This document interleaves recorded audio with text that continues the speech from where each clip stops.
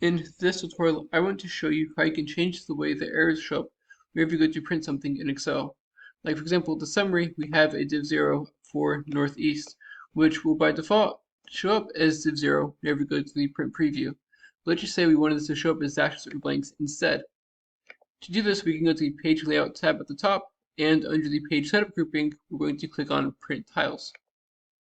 Now that we're here, we're going to want to go to the sheet tab on the right, where you'll see an option cell errors as, and by default it's displayed, which will show the errors in print how it shows up in your workbook.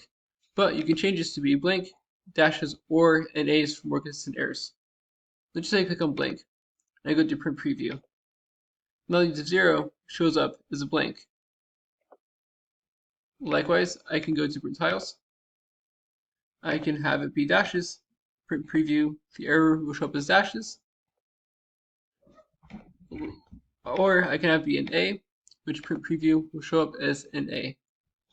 It is super helpful for making your summaries look a little bit cleaner and could raise your questions about errors in your data, especially if you're printing off something with a lot of different cells versus this simple summary.